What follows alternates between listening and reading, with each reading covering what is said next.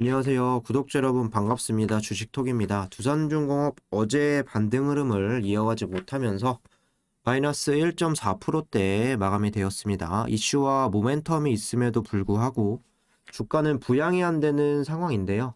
투자 심리가 당연히 약해질 수 있고 마음 잘 다독이시길 바라겠습니다.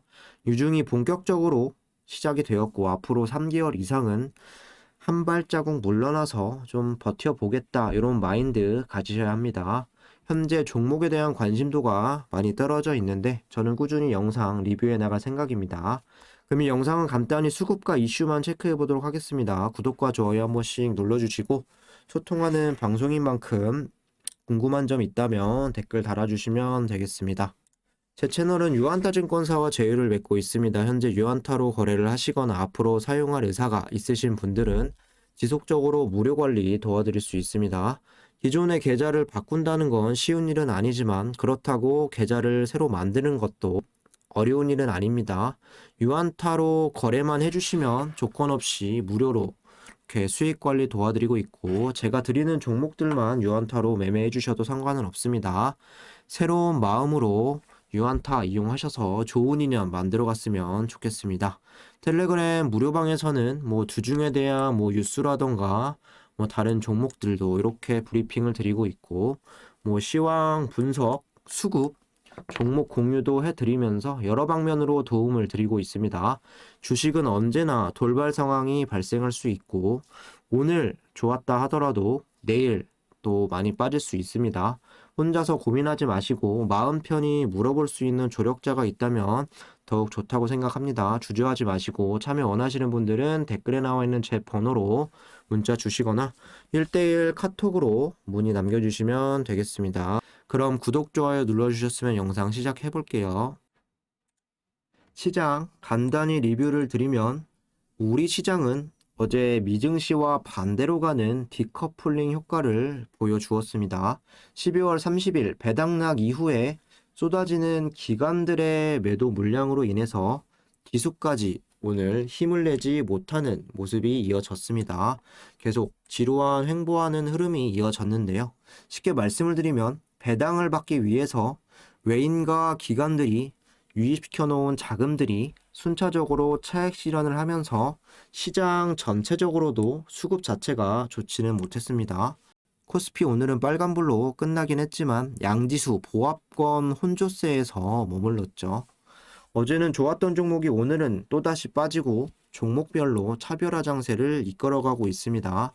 수급도 빠르게 테마를 따라다니면서 가는 종목만 계속 가고 오늘은 또 로봇 관련주들 그리고 초반에는 또 테슬라가 급등을 하면서 관련주들이 또 올라오기도 했죠. 반대로 안 가는 종목들은 계속 약세를 보여주고 있습니다. 오늘 기관들이 7,400억 그리고 코스닥은 2,700억을 팔아치웠고 특히 금융투자가 이렇게 주도를 하면서 어려운 그림을 만들어가고 있습니다. 원전 테마 어제는 좋았지만 오늘은 약세 흐름을 이어간 것도 분명 시장의 영향을 받았다고 볼 수 있겠습니다. 호재와 상승할 수 있는 모멘텀이 있었음에도 불구하고 어제 시원하게 가지 못했고 금일은 또 1.4% 이렇게 하락하면서 마감이 되었네요. 하루에도 몇 번씩 매도를 할까 고민들 많이 하실 것 같은데 지금은 어쩔 수 없다 이런 부분으로 이해를 하시고 그러려니 하시는 게 멘탈적으로 도움이 되실 수 있습니다.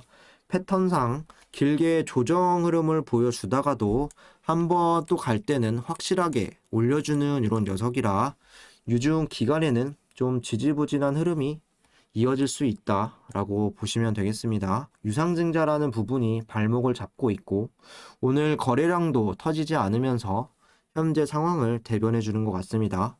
지금은 한 발짝 물러나서 있는 그대로 받아들이셔야 하는 시점으로 생각을 해주시면 되겠습니다. 매매 동향을 보시면 지난 4일 동안 외인과 개인 그리고 기관은 일정한 방향성을 보여주고 있습니다. 외인과 기관은 동반 이탈을 보여주고 있는데 반해서 개인들은 계속 그 물량을 매수하고 있습니다. 어제 수급 바뀜에 대해서 살짝 언급을 드렸었는데 12월 22일에서 28일까지는 또 외인과 그리고 기관이 동반 매수세, 개인은 이탈이 되었지만 29일부터 또 현재까지는 개인만 이렇게 순매수를 해주고 있습니다. 이 부분 어떻게 해석을 해야 될까요? 개인적으로 제가 생각을 하는 건 연말에 있었던 대주주, 또 양도세 회피 목적, 그리고 배당으로 인해서 이런 차이점들을 보여주고 있는 것 같습니다. 대주주 양도세가 28일 이렇게 끝나게 되면서 수급이 개인 위주로 좀 바뀌고 있는 모습인데요. 12월 초부터 외인과 기관은 시장에 꾸준히 매수세를 들어왔습니다. 배당을 노린다거나 배당 차익 거래를 포함해서 코스피 같은 경우는 5조 가까이 순매수가 되었고 코스닥 같은 경우는 1.5조가 이렇게 유입이 되었는데 지난달 29일부터 오늘까지 코스피는 3.5조가 또 이탈이 되고 있고 코스닥 같은 경우는 1조 이상 나가고 있는 상황입니다. 내일까지 이 정도 속도로 좀 나가게 된다면 대부분의 물량을 좀 소화할 것으로 보이고 이번 주 목요일 내지는 금요일 외인과 기관 수급들이 좀 시장에 유입이 되지 않을까 생각을 하고 있습니다. 그런 부분에서 개별 종목들 수급도 좀 비슷하게 가고 있고 최근에 외인과 기관 그리고 프로그램은 쭉 나가면서 연기금이 그 자리를 좀 방어해가는 이런 모습이 이어지고 있습니다.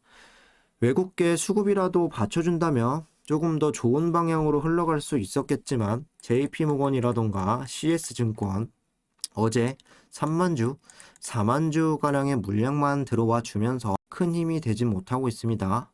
현재 두중의 상황 또한 수급들이 말해주고 있는 것 같습니다.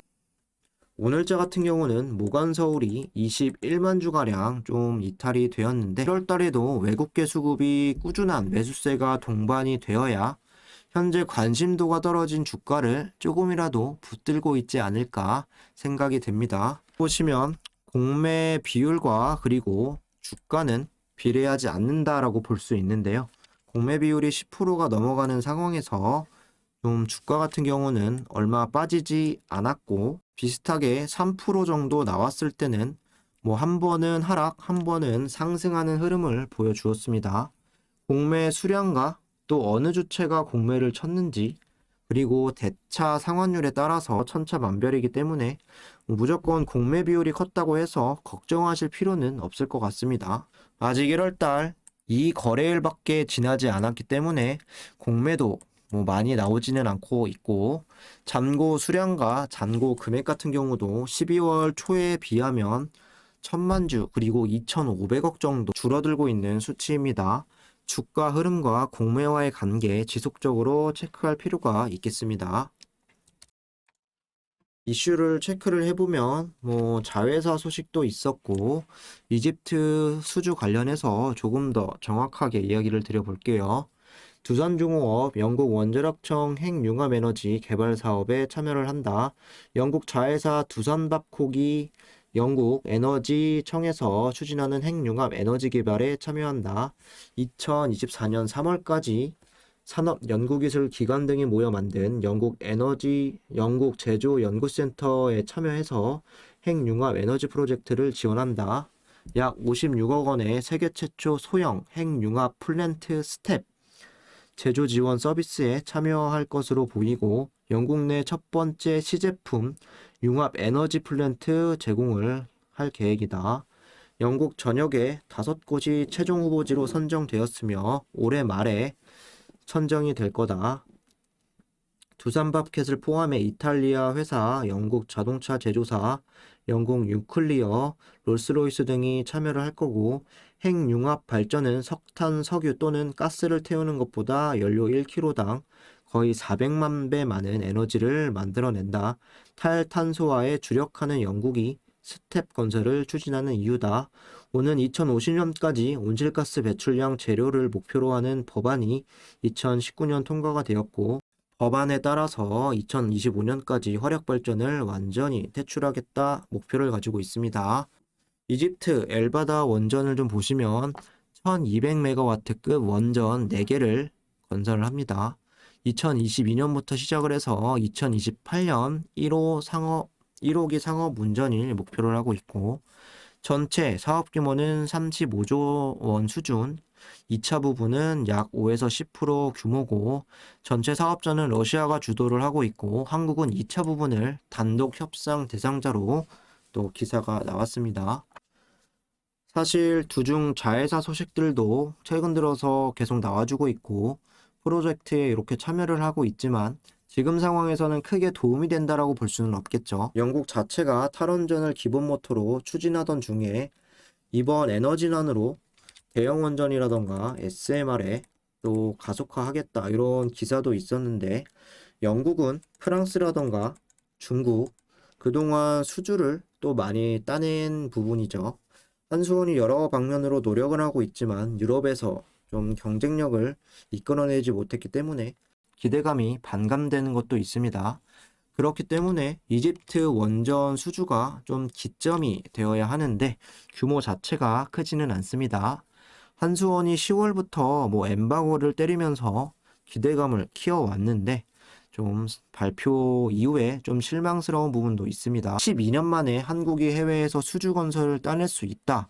이런 의의는 있지만 정식적인 수주 계약은 4월 정도에 맺을 것으로 전망이 되고 있습니다. 2월 중까지는 협상을 하고 문제가 없다면 4월 달 진행은 되겠죠.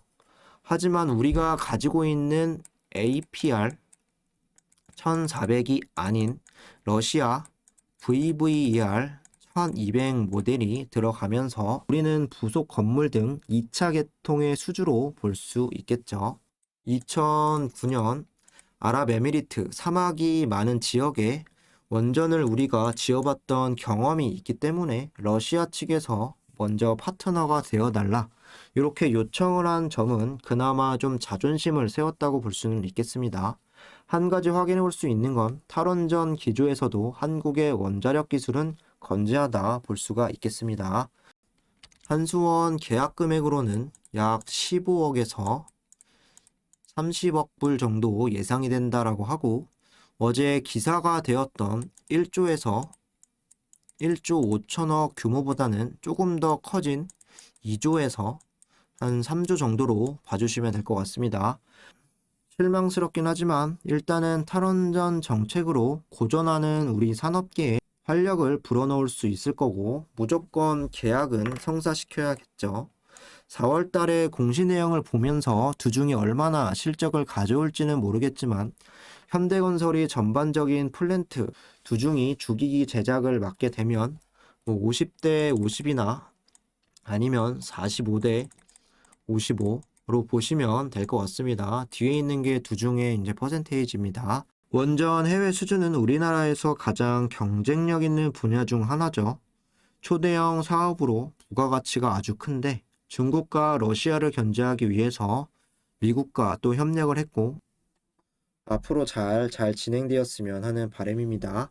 금일은 차트 부분 좀 생략을 하도록 하고 영상은 여기서 마무리하도록 하겠습니다.